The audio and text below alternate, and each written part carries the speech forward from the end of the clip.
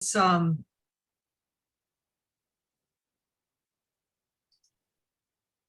thank you. It's 7:01. I will call the Budget and Finance Committee meeting to order on Monday, September 20th. I guess we're going to start with, as Rebecca had mentioned, Trustee Warren is excused. And so Trustee Arndorfer and I will be the two committee members here this evening. And I see Trustee Bockhorst is on the call. And we have staff available too. So we'll get started. Number one, public comment regarding the 2022 proposed budget. Manager Ewald, did you have anyone indicate ahead of time that they'd like to speak? No, I have not heard anyone indicate their desire to speak. Okay, I'll look at my panel here, and if Manager Ewald can help me, if there's anyone that would like to speak this evening, please raise your hand or give us a wave online and we'll try to recognize you. I do not see anyone with their hand raised at this time.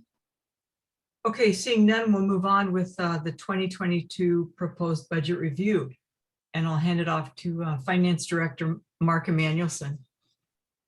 Thank you. Tonight is somewhat abbreviated compared to reviewing of the general fund and the capital budgets. Large, not because of the lack of importance, but largely because so many of the factors in these divisions are just not very pliable. They're pretty much formula based. The library has a large segment of their budget is enhanced operations funded externally, does not impact property tax levy. Senior Resource Center is a large portion of their budget funded externally through the Benjamin Fund, does not impact property tax levy. Debt service is a result of previous commitments, cannot be changed. And the TIDS, there's just not much happening other than all's well. So that being said, I'll give the first dibs to the library. Rachel's on the line. I don't know if there's any specific questions from the library, or Rachel, if you had a initial comment, by all means. But I think we're coming in at 2.2%, and that's largely staff and facilities costs that drive that change this year. So there's a little slide off in the revenue side for fines and printing fees, but local library aids did increase. So I think you provided the highlights there, Mark. I just wanted to introduce, I think I've met all of you already. I'm Rachel Collins, the director, and Emily Vieira is here, our assistant director. Want to introduce you to Alex Handelsman, our library board president, and Donna Whittle, secretary of the library board and also a trustee. Good evening, everybody. And so I'd be happy to answer any questions that you have.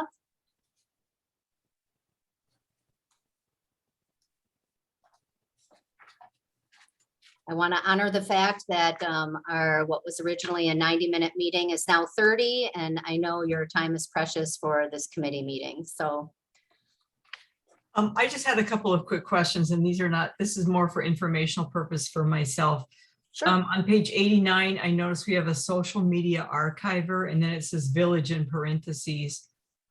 And then it's also got another social media scheduler. So social media, do we archive social media at the village? I'm so glad to see Tyler on the call. This is something that's new for the village and the library, because we do have a social media presence, is pitching in towards an overall village product that we've just launched in the last month or two.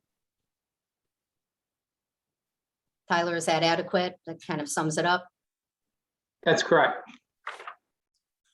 The scheduler that we're using is just to keep us on track here in the library. We do have a few different social media platforms and accounts, and it's a way for us to go ahead and schedule. We have been using a free product and found, I think it's Loomly is the brand name, very affordable, and is really making it more efficient for us to post promptly. And so the social media archive, because I know that we're trying to move toward digitization of village Village Hall. But I don't think that we have well, we do. Tyler, is this something that the Village Hall will use also, like with our, I mean, we just basically, I know the police department does some social media, they have Facebook and such. Is this something that all departments would be using to archive? I mean, obviously, I think one of the issues with social media is when something goes wrong, do we need to go back and see who said what, when, where, how, right? And so is that something that this is going to do? Because, you know, obviously that's the downside of the social media piece. Yeah, that's my understanding. Tyler? Yeah, sorry, I had a crying 1-year-old in the background. My 3-year-old's playing with trucks, so doing my best here. One of the beauties of virtual meetings, right? So I think, correct though, I think in total we have like 8 different social media pages and 3 or 4 different platforms. So this will retain any page. Even if there's a modification that's made, it will take another snapshot. And that's why it's important, because if someone has an open records request, we can go back and see what's on the page. But if somebody edited their comments, we need to keep a records of all the different versions of their comments. And a lot of municipalities don't do that. And if you, and they could get into trouble. So it's a best practice that you keep a log of all those different changes. And that's what this technology does for you. So you can see all the different versions, whether it's us editing our pages or residents commenting on the pages and seeing those different versions. If we have to remove a post because it doesn't comply with the social media policy, you can see at what points the posts were removed and what the comments were. Okay, great. Then is it fair that the library is not bearing the full financial burden of this? Correct. Okay, Yeah, so- I worked with Rachel on a proration based on the amount of pages and how many pages were library. And that's what the Okay. proration you see in the budget. So then I just missed it in the other departments. Yeah, if you go back to the general fund, it should be in the other general administration Okay, under contracts, great. other service contracts. Yeah. And I'm sure Gimlet doesn't mean what it sounds like. No, it doesn't. We use that to track our statistics from the reference desk and the type of questions that we answer. It's a great tool, and we do need to provide that to the state of Wisconsin for our annual report. Okay, thank you. I guess one other thing I just noticed, some duplication of, and this again is just for informational purposes. Some items are twice. Do you split some costs between administration and programming? For example, neighborhood of the year signs. I notice them both under consultants and Shorewood Connect. So is that you divide it between programming and administration? I'm looking at page 95. That's the Senior Resource Center. I'm sorry, never mind. But thank you for noting that. I didn't have a line between my categories. You're absolutely right, though. Well, thank you. Confused but correct. Okay, moving on. I don't have any further questions for the library. Trustee Arndorfer? No questions. I guess one thing I would ask though is, so the 35,000 for the fixing the sprinkler problem, there was apparently a design error when it was, you know, the renovation happened 20 years ago. So when the problem happened in 2019, 2020, was that not adequately addressed so that we need to spend $35,000 more now? I think that it was addressed. We think we found definitely a temporary solution. We have DPW staff have gone ahead and done some insulation, what they think will be effective. Definitely feel like it could take us through a few seasons, but it definitely didn't have the eyes of an engineer or that type of solution for the long-term solution. So that question might be best answered by DPW, but I know they put some time in and they feel like they have an adequate short-term solution. But when we talked to Joel Coasty about this about a year ago, we agreed that having the engineers in the building taking a look at this and making sure that this liability issue never happens again would be in our best interest. Okay, thank you. And so, Mark, where would I find that $35,000 addition in my binder?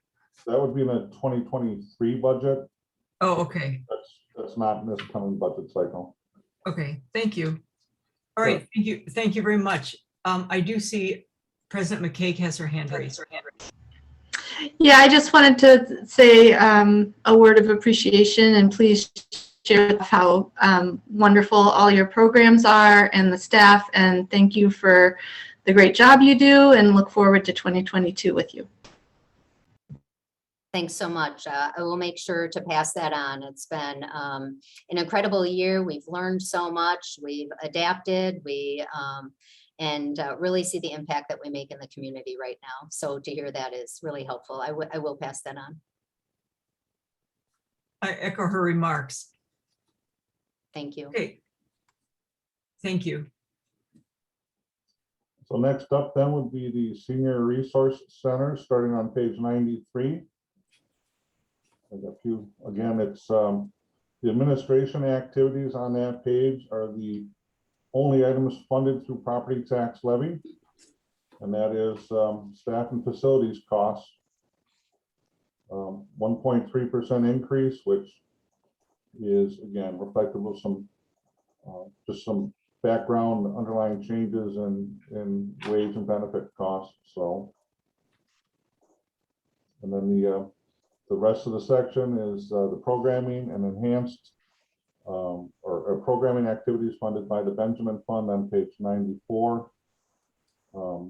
Elizabeth, I don't know if you have any brief contents about, obviously you had challenges this year as well. Yeah, it's been an up and down year, trying to put programming in place and then take it back. And we continue to respond and to pivot. We are having some success with our we started delivering meals to people and have picked up people. We've learned a lot more about the community that we're serving and some of the more vulnerable members of our community. I feel like that's one of the gifts of the pandemic, is giving us an opportunity to reach out and meet some of those needs. We've seen a lot more requests for service support and information. So there have been some gifts and some challenges. We've gone through the majority of it with fluctuating staff. We're on our third program assistant in the last year, and maybe just a year and a month. But I think that we have a program assistant now in place that is planning on staying, and I think is a good fit. So I feel like we're getting a little traction under us now with some staff stability. And well, we've got a year plus of programming through a pandemic, so we're figuring that out too.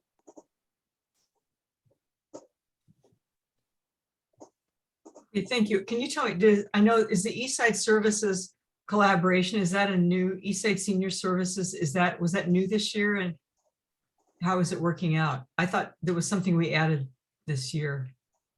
We actually added them last year.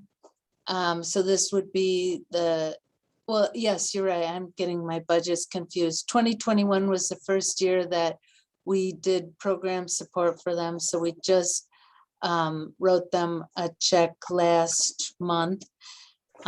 We support both Eastside Senior Services and the ERIS Senior Network, because both of those organizations, nonprofit organizations, are serving vulnerable older adults, transportation and in-home supports. We rely on them heavily. We work with them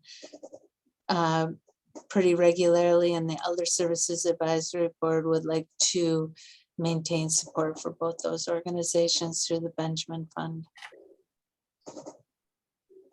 And I was under the impression there already was a water bottle filling station in the lower level. Is that? No? No, we had budgeted for one for this year, but with the pandemic and many other different things, or maybe it was last year. Again, I'm getting my two budgets confused, but it didn't get in. So we're going for it again next year. Okay, it's a good idea. And then to my earlier confused, but apparently accurate point, you split some of the costs between consultants and Shorewood Connects, some part of its programming and part of its administrative. Right. Some of it is funded through the Benjamin Fund, and some of it is funded through the tax levy under Shorewood Connects. Okay, thank you. And I just gonna have one more note here. I have to check and see. So the programming, did I see, was down 24%?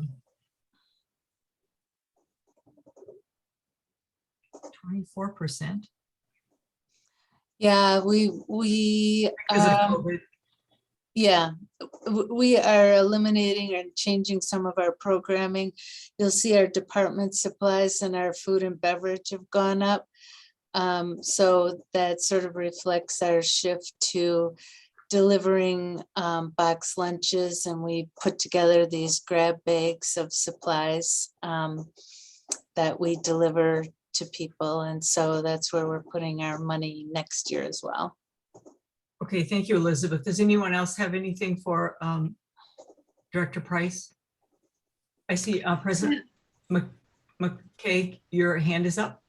Yes, thank you. So similar word of thanks to everyone in your organization, including the participants, because I know that everybody kind of pitches in different ways. I was wondering, this is more for 2023. Well, first of all, the strategic plan for the Senior Resource Center, I just want to make sure if the new trustees haven't received a copy, that we make sure they connect with that. And then wondering, looking towards 2023, whether that strategic plan will need to be updated based on what you've learned from the pandemic. So, and maybe that would shift some of your budget projections or ideas. I keep thinking the population changes that we're going to get an increased budget request from you one of these days, or a staffing change. And obviously the pandemic isn't a time to plan those types of things, but I'm kind of expecting one of these years. Well, I think that you make a good point, that I think it would be a really beneficial time in the next year or two to take a look at how senior services would want to be conducted. The last time the village really looked at it was in 1999. The last significant senior survey that was specifically aimed for the 50+ crowd was in 2007. It was from that we started the whole Shorewood Connects and the age-friendly and intergenerational. We had significant gains and changes. The Senior Resource Center strategic plan is to expire in 2023, and it would be a good time to take a look at that. I think we are at a point where it would be good to take a look at what the village really wants. I will say that the unique point of the Senior Resource Center in all of Milwaukee County is that Shorewood has staff that specifically is here to link people to unbiased resources for services. We're not trying to sell them an insurance policy or rip them off. And there are a lot of people making money out there doing just that. And the Milwaukee County Department on Aging is a fluctuating resource that is good for persons who don't have resources, but for people who in the moderate and even low moderate incomes have a hard time, and even high incomes have a difficult time finding credible resources for services. And so that is a very unique aspect that Shorewood has, just to make a plug and to let you know, educate you what is different. Well, and also thank you for all your participation and support of the equity, diversity, and inclusion, all the learning opportunities, and just being available for collaboration on that. So My thank you. pleasure. So it sounds a little bit to me like you see a large part of your role is as a clearinghouse. I see that it's an essential part of my role. I think that the social connection is equally important, that people really are looking for a way to meet people and connect in meaningful ways. And but yeah, a clearinghouse of information, yes. Okay, thank you. Thank you very much. Mr. Director Emanuelson, I guess we're moving on to Shorewood today. Sure. The Shorewood Today budget is a result of previous agreements approved by the board. Tyler kind of oversees that administratively. So if you have any questions on that budget, there's really not much of a change, but he's certainly available to answer those questions. If I could, Trustee Stokerbrand, just to remind the board that it was early summer that a service agreement was approved for the Shorewood Today contract for 2022 and 2023. So what you see in the budget is what was reflected in that approved service agreement. Is it just the 2 years? I thought for some reason it was a 3-year agreement. It was a 2-year extension. A 2-year extension. Okay. And so I do remember thinking after we were done discussing that the next day, thinking it'd be good if that could be part of budget discussion. So I guess, you know, going forward, if the timing could be such that we could do that as part of a budget discussion, although it's less than an RFP, right? Our contribution is 5,000. So, but it does seem like it is something that would be part of budget discussions, right? Actually, we do try to clear those matters up before the budget so that everybody has a clear understanding where they're going. You know, so I mean, by the time the budget's finally adopted, that's 6 weeks before the end of the year. So. Okay, understood. I guess my point is just, without the context, professional fees went up 4.6%, supplies 3%. Obviously, postage and mailing, there's no control over that. But I mean, our village employees are looking at less than a 2% increase. And without any competition, we approved a 4.6% increase on the professional fees. I just wonder if we could do a little bit better with transparency and accountability on that. But that's the deal is done and it's for a future discussion. Okay, did anyone else have a comment from the public or other staff, trustees? Several trustees are on the call about Shorewood Today. I do want to make sure that, I guess I'm wondering now that the other budget, another item for the communications plan is the quarterly, I believe, a mail-in communication, a postcard or something perhaps a little more involved in that in between the Shorewood Today quarterly. And so I don't want to put you on the spot, Trustee Baldoff, but I believe you were part of I'm just wondering if at a certain point we could look at a strategy for communications, or if that would just be available for people to read from the market. I believe Strategic Communications or Strategic Initiatives took this on. If I could interject, Okay. Trustee Stokebrand, that item is actually going to be forthcoming to the Strategic Initiatives Committee, and they're going to be working on a plan to outlined for the board. So that work will be underway following budget conclusion, Oh, because the item was programmed in this budget. okay. So we will look forward to working on that.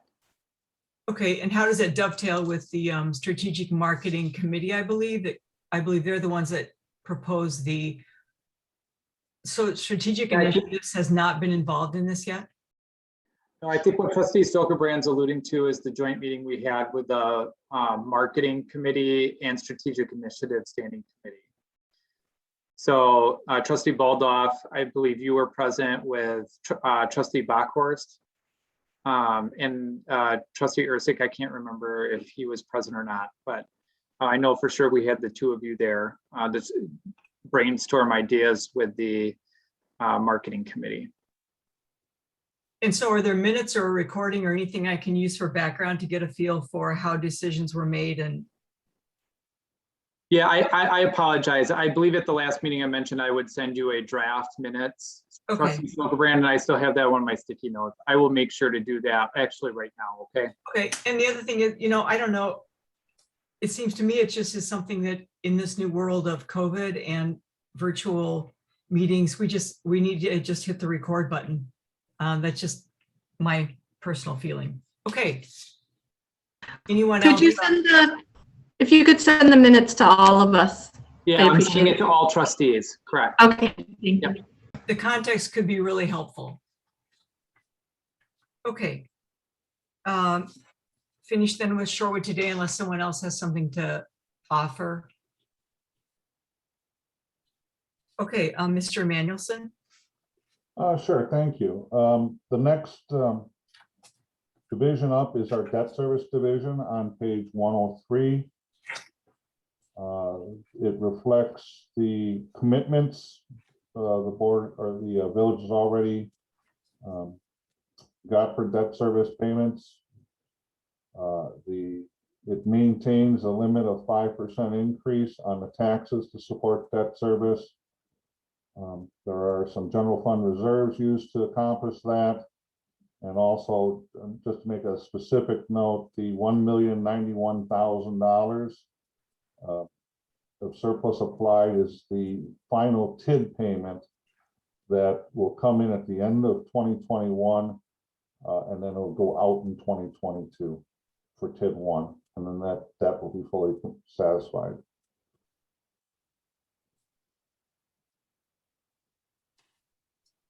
And what's the appropriate way to mark such an event from something that started in 1995 from a finance perspective?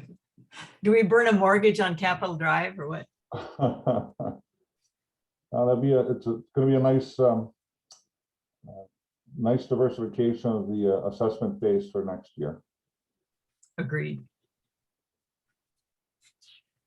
Any questions about debt service? The debt service fund. I did have a question about, let's see, 103, page 103, the general fund reserves. We increased that 42%, and that's just, is that part of, well, we had been up to 297 in 2020, actually. Yeah, that's just the math it takes to stabilize. Again, the debt service is not linear. It does fluctuate, so the amount of reserves it takes to limit the tax levy increase to 5% fluctuates a little bit as well.